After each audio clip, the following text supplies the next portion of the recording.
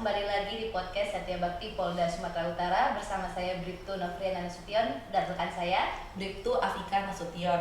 Nah kawan humas, sebentar lagi kita akan memasuki Idul Fitri 1444 Hijriah. Nah tentunya di masa endemi ini euforia masyarakat untuk melaksanakan libur lebaran akan semakin bertambah dibandingkan dengan tahun-tahun sebelumnya.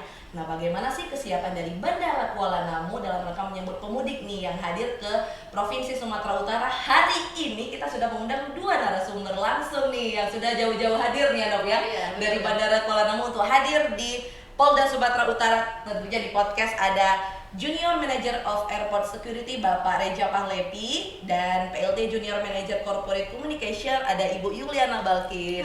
Halo Bapak Ibu, bagaimana kabarnya? Baik. Insya Allah baik ya. tetap semangat nih menjalankan ibadah puasa ya Bu. Di akhir-akhir puasa ini ya Dok ya. Udah mulai agak berkurang Kak di semangat puasanya. Udah dapet THR.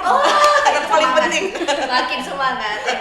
Semangat. Nah Bu, ini kita nih penasaran nih gimana sih Bu, Bapak dan Ibu nih, siapa duluan yang mau jawab nih? Sejauh mana kesiapan Angkasa Pura dalam menghadapi arus mudik Lebaran 14 Mungkin dari Bapak dulu ya? kali Ya, mungkin dari Bapak Ya. dulu deh. Baik, terima kasih. Sudah diundang di podcast ya. Jadi kesiapan dari Bandar Udara Kuala Namu sendiri dalam hal ini PT Angkasa Pura Aviasi sudah bisa dikatakan 100% ya, mengingat kita juga sudah mendeploy dari sisi SDM dan SDA-nya juga serta dari berbagai fasilitas untuk menunjang kesiapan pelaksanaan angkutan lebaran 2023 ini. Kalau dari sisi bandar udara sendiri kita sudah mendeploy personil itu untuk servis sekitar 40 personil, untuk operasinya ada 484 personil dan untuk tekniknya ada 130 personil. Nah, jadi untuk kesiapan personil ini kita sudah perhitungan jauh-jauh hari menghadapi Anglet nantinya. Tentunya di masa endemi ini Iya. pastinya lebih banyak nih ya Pak menyiapkan personil nih di Bandara Kuala Namu untuk menyambut para pemudik. Nah menurut Bapak nih Pak, kapan sih prediksi terjadinya peningkatan nih arus mudik yang mungkin datang dari luar provinsi nih ke Sumatera Utara? Baik, kalau prediksi diperkirakan tanggal 13 itu arus mudik yang tinggi ya, yang kita prediksi itu tanggal 19 nanti, di mana itu mungkin semua tujuan ya, semua destinasi ke Kuala Namu itu dari berbagai daerah ya, khususnya Pulau Jawa yang selama ini memang notabene penyumbang terbanyak dari Pulau Jawa. Pulau Jawa, Sumatera, baru Kalimantan. Ya, kita prediksi tanggal 19 nantinya. Sudah mulai pemudik berdatangan ke bandara Sudah. untuk mudik ke kampung halaman Iya benar, apalagi di masa endemi nih No. Iya. Nah ini kita mau dengar dari Ibu yang cantik ini dulu dong. Gimana sih Bu, adakah penambahan jadwal penerbangan dalam menghadapi mudik Lebaran tahun ini Bu? Betul sekali, ada penambahan jadwal penerbangan atau yang biasa kita sebut extra flight, yang mana bisa memberikan opsi lebih untuk calon penumpang di luar waktu-waktu yang biasa dijual oleh maskapai tersebut. Sejauh ini kami sudah menerima 3 konfirmasi maskapai untuk penambahan extra flight dengan tujuan ke Batam, ke Jogja, ke Jakarta, dan tentunya ada yang ke luar negeri ke Bangkok. Mungkin ini juga dibarengi dengan bukan hanya libur lebaran untuk kita yang merayakan, tapi yang tidak merayakan itu sebagai momen liburan. Nah, benar. Libur panjang ya, betul, destinasi luar negeri juga dari salah satu maskapai itu menambah jumlah penerbangannya. Dan satu lagi, persiapan menuju angkutan lebaran ini kami akan membuka posko. Ada 2 posko Mbak, ada posko monitoring dan juga ada posko terpadu. Posko terpadu itu berisi dari seluruh komunitas bandara, termasuk dari kepolisian. Rekan-rekan Polda juga ada di sana ya, betul ya. Dan jadi posko terpadu ini untuk membantu calon penumpang yang ingin membutuhkan informasi lebih lanjut gitu, mengenai keamanan, mengenai info penerbangan, karena nanti di posko terpadu tersebut selain ada personil dari keamanan, ada juga personil dari KKP, kemudian dari otorita bandara, dari regulator, kemudian dari maskapai dan unsur-unsur terkait di komunitas bandara itu sendiri. Oke. Nah, kalau untuk di tahun ini nih Bu, apalagi masa endemi ini, persyaratan penerbangan nih apakah masih sama nggak seperti tahun sebelumnya? Mungkin di masa pandemi pastinya harus kita swab lagi. Ada nggak sih Bu untuk di tahun ini tuh? Untuk persyaratan seperti swab itu sudah ditiadakan semenjak terbitnya surat edaran dari Satgas COVID-19 nomor 20 dari nomor 22 itu sudah dihilangkan untuk kewajiban tes COVID, tetapi diwajibkan untuk seluruh calon penumpang sudah mempunyai booster ketiga. Nah gitu, dan bagaimana caranya kita tahu petugas di bandara? Nah sekarang kita sudah terintegrasi dalam satu aplikasi ya untuk kesehatan. Kalau dulu namanya Peduli Lindungi, kalau sekarang Indonesia Sehat. Di aplikasi tersebut sudah terintegrasi dan nanti akan diperiksa oleh personel dari maskapai pada saat check-in. Jadi persyaratannya itu lebih mudah ya karena sudah tidak ada PPKM, sudah dicabut PPKM, tetapi calon penumpang itu bagi yang sehat itu wajib sudah vaksin booster pertama atau sudah vaksin 3 kali. Iya, vaksin 3 kalau kita sebutnya. Nah, seandainya nih Bu, dia belum vaksin 3 nih, ada nggak sih dari bandara menyediakan nggak nih Pak? Menyediakan nggak Pak? Untuk membantu nih mungkin ya. Untuk memberi keringanan. Ya, kalau sekarang memang tidak ada lagi booth untuk itu ya, untuk untuk vaksin. Tetapi manakala nanti memang ada perubahan ataupun ada turunan-turunan regulasi terbaru nanti ya kita dari bandara akan siapkan gitu. Nah, berarti untuk kawan-kawan humas nih yang mau mudik jangan lupa berarti harus tetap disiapkan vaksin sampai vaksin ketiga ya kalau kita sebutnya. Jadi jangan sampai di bandara udah jadi masalah nih. Nah, untuk Bapak nih Pak, di tahun-tahun sebelumnya nih Pak, tujuan pemudik nih lebih banyak kemana nih? Keluar Sumut atau mungkin pemudik yang dari luar Sumut yang datang nih ke Sumut Pak? Ya, seperti kita tahu ya, demografinya Sumut ini merupakan salah satu provinsi terpadat juga ya di Indonesia. Kalau misalnya kita lihat dari beberapa tahun sebelumnya, itu lebih banyak yang datang. Masuk ke Sumut. Komparasinya itu sekitar 72% yang masuk Sumut, 70% yang keluar dari Sumut. Jadi ya sebenarnya cuma beda beberapa persen saja, tapi itu juga membuktikan bahwasanya banyaknya peminat ataupun pemudik yang akan masuk ke Sumut nantinya.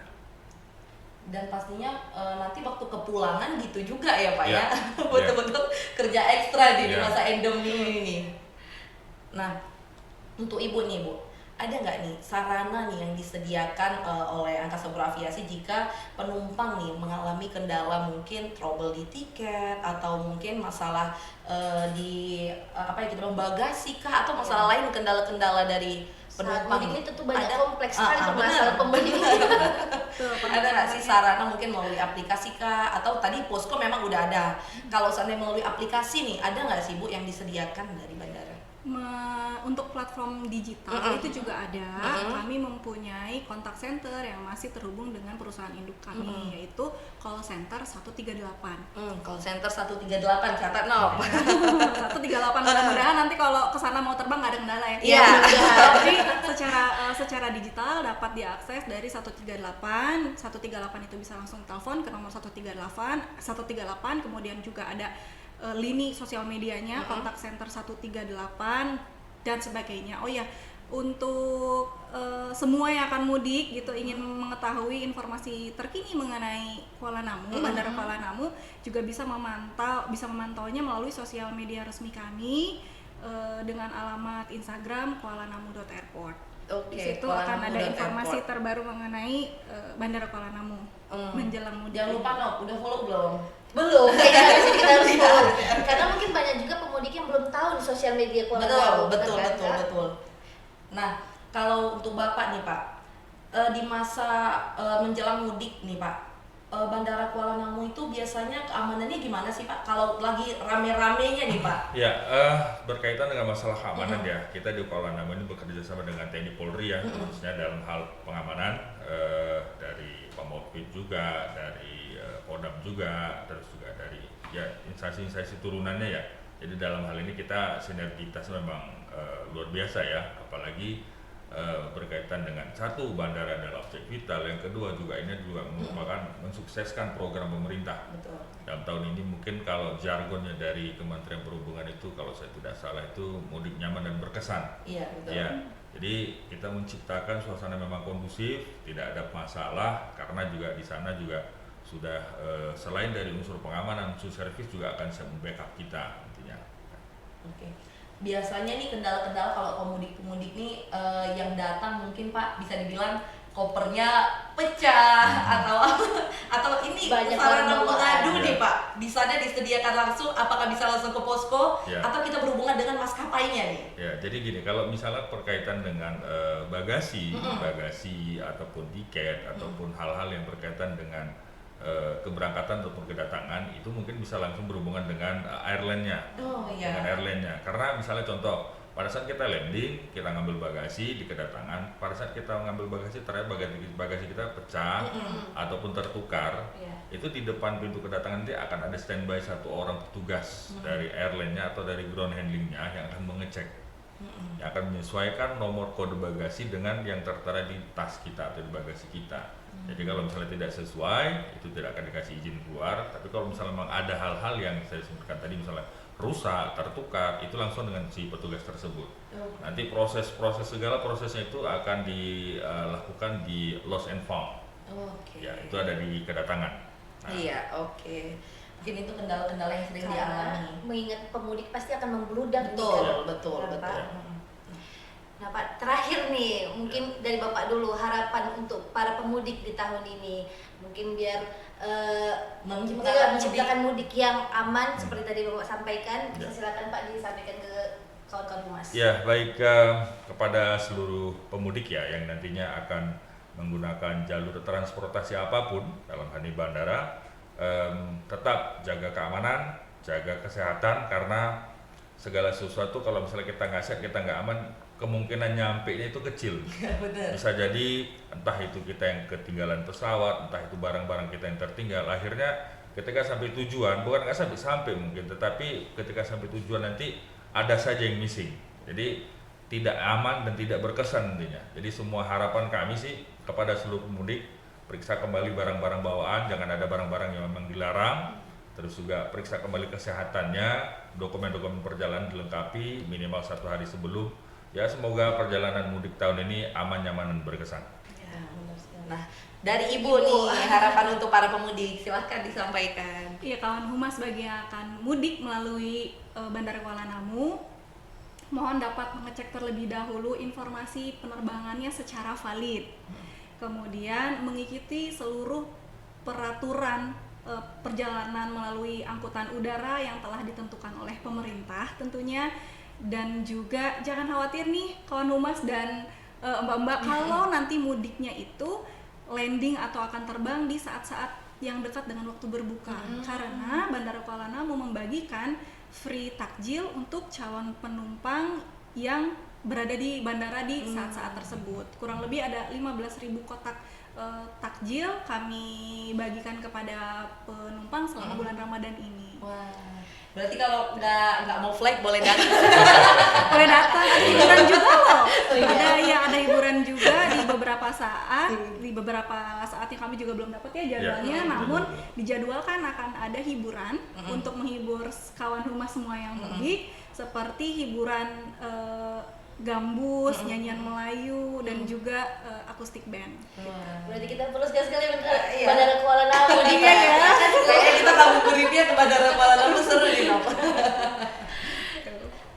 Oke, Bapak Ibu, terima kasih untuk kesediaannya sudah berkenan hadir di podcast Iya, benar sekali. Satya Bakti Polda Sumatera Utara. Terima kasih kembali. Nah kawan humas, sekian podcast Satya Bakti Polda Sumatera Utara hari ini. Saya Bribtu Novriana Nasution dan rekan saya Bribtu Afika Nasution beserta kru yang bertugas pamit undur diri. Terima kasih dan salam presisi.